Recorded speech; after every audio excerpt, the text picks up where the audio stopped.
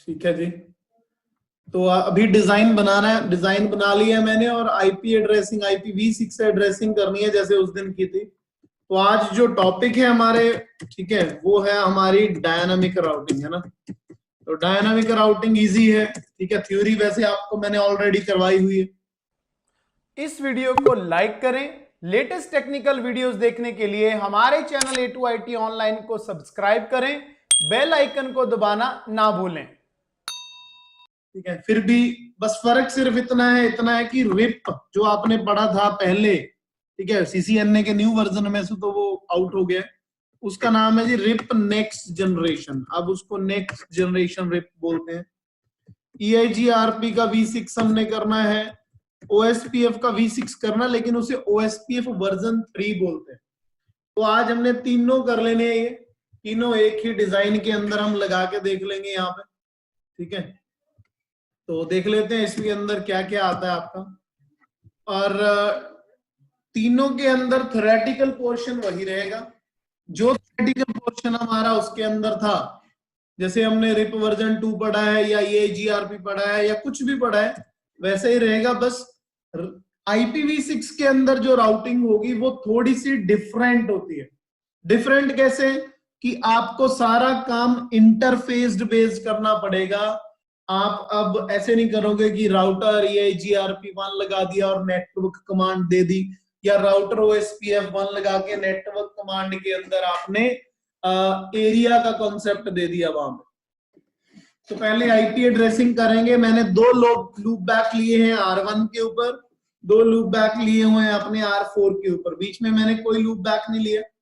तो आज जो हमारा टास्क होगा वो डायनामिक राउटिंग बेस्ड होगा, और हमें उसके अंदर पहला टॉपिक रिपेंजी हम करेंगे, दूसरा EIGRP और तीसरा OSPF V3।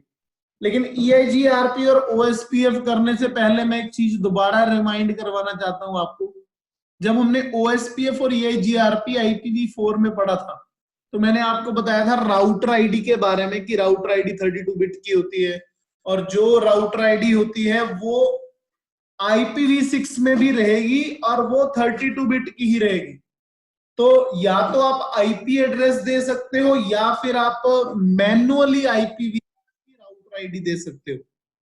क्या कहना चाहता हूं मैं, या तो आप IPv4 का एड्रेस दे दो लूप बैक में, तो वो ऑटोमेटिक उसको उठाएगा, या फिर आप मैन्युअली EIGRP और OSPF में राउटर आईडी दे देना।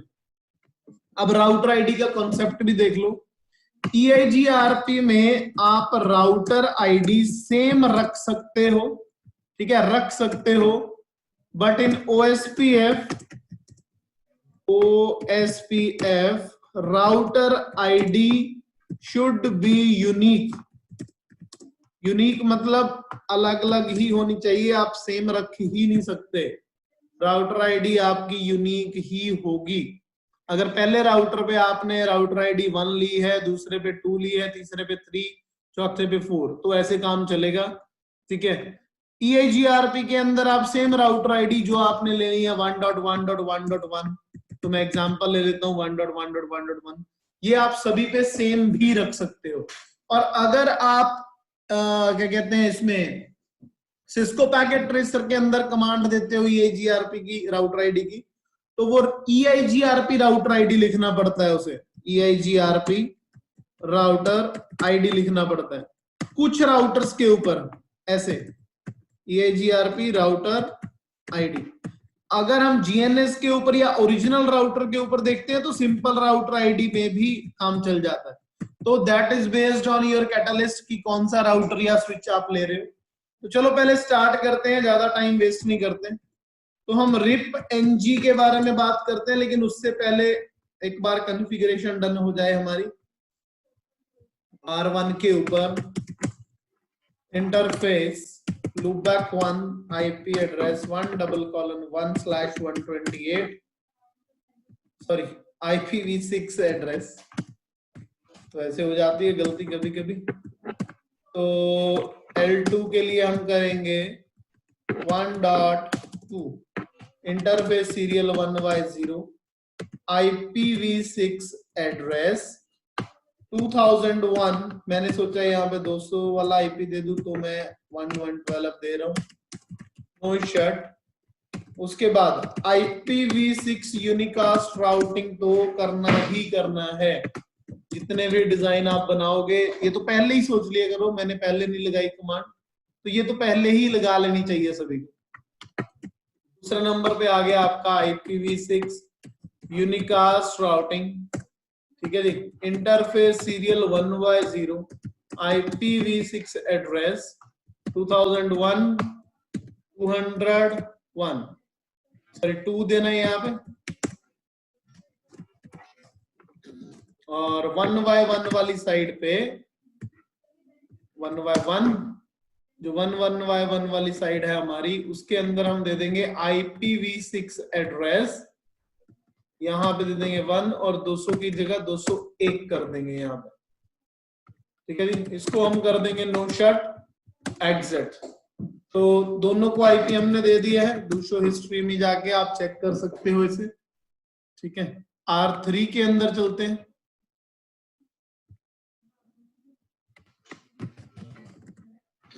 IPv6 unicast routing, interface serial 1x1 IPv6 address 201 आ गया और 2 ले लिया ये। तो ये IPv6 एड्रेस आप अपने लेवल पे भी ले सकते हो, जो आपको पसंद है आप बोलो, ठीक है। मैंने रैंडमली उठा ली है यहाँ पे IPv6 एड्रेस 202.0.0.1।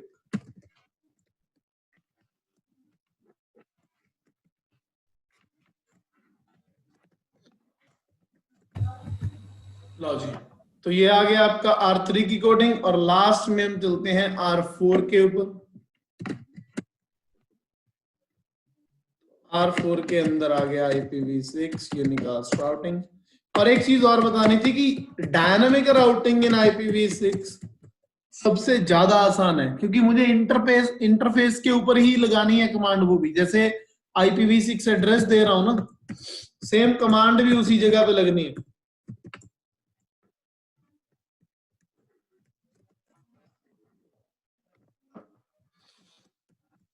L1 और L2 दिया मैंने, तो पहले L1 को दे देते हैं IPv6 एड्रेस 4.128, L2 को दे देते हैं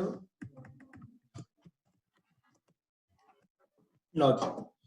तो आईपी एड्रेसिंग हमारी डन है, IPv6 एड्रेसिंग।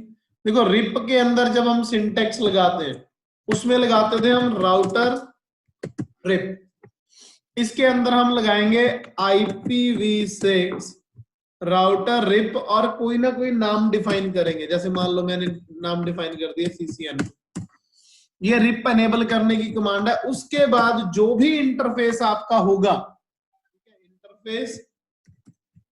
इंटरफेस टाइप, आपने उसके ऊपर जाके सिर्फ IPv6 रिप, जो भी नेम दिया है यहाँ पे, मैं सिंटेक्स ही लिखा देता हूं ऐसे, जो भी नेम यहाँ पे आप दोगे उसको बस एनेबल कर देना है आपने, ENABLE, ठीक है। मतलब ये वाला सिंटेक्स लगाना है। कैसे? अब देखो R1 पे चलते हैं। मैंने लगाया IPv6 राउटर रिप CCNP लिख दिया। चलो तो मेरे पास कितने इंटरफेस है? एक सीरियल 1x0 है जिसपे लगना है IPv6 रिप CCNP एनेबल। उसके बाद में लूपबैक 1 है IPv6 RIP CCNP enable. Loopback 2 है IPv6 RIP CCNP enable. Do show history, ठीक है। क्या लगाया मैंने? ये कमांड लगाई है। अब अगर ये तो मैंने पहले राउटर पे लगाई है कमांड, ये इसको उठा के मैं एक बार यहां बता देता हूं आपके लिए। ये राउटर नंबर 1 पे लगाई है कमांड। तो जितने इंटरफेस हैं उतने इंटरफेस के ऊपर लगा देनी है हमने। अब जो दूसरा इंटरफेस है मेरा, जो दूसरा राउटर है मेरा, उस राउटर पे 2 पोर्ट हैं, सीरियल 1x0 और 1x1। तो फायदा क्या हुआ? ये कमांड मैं एज इट इज कॉपी कर लेता हूं, राउटर नंबर 2 पे जाऊंगा, पेस्ट कर दी, बस सीरियल 1x1 के लिए मैंने दोबारा लगा दी command IPv6 RIP CCNP enable. क्या आपको कोई नेटवर्क की कमांड देनी पड़ी? बिल्कुल नहीं देनी पड़ी। राउटर 2 पे जो इंटरफेस थे उनके ऊपर लगा दी कमांड। अब इसके ऊपर भी दो इंटरफेस हैं, सीरियल 1x1 और 1x0। इंटरफेस पे लगानी है कमांड, तो R2 और R3 की कोडिंग बिल्कुल सेम है। आप देखोगे यहां पे R3 के ऊपर कॉन्फ़िग लगा दी। कहने का मतलब एक ही कमांड, बस इंटरफेस बेस्ड देखना है हमने। तो इंटरफेस देख लिया हमने, तो R3 के इंटरफेस भी सेम थे। अब R4 के ऊपर जो इंटरफेस लिए मैंने वो सेम इंटरफेस R1 वाले थे। तो जो कमांड R1 के ऊपर लगी है सेम वही कमांड मैं R4 पे लगा देता हूं। ये R4 है। लो जी, तो इसका बेनिफिट ये हुआ कि अगर आपके इंटरफेसेस का आपको पता है, आपने सिर्फ और सिर्फ पहले रिप को एनेबल करना है, IPv6 राउटर रिप जो भी नाम है।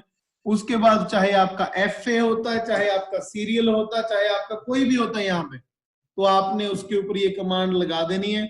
अब अगर आप किसी भी राउटर पे जाके शो IPv6 रूट चेक करोगे तो आप देखोगे यहाँ पे R के रूट भी आगे होंगे, और अगर R के रूट आ चुके हैं तो आप सक्सेसफुली इससे पिंग कर सकते हो।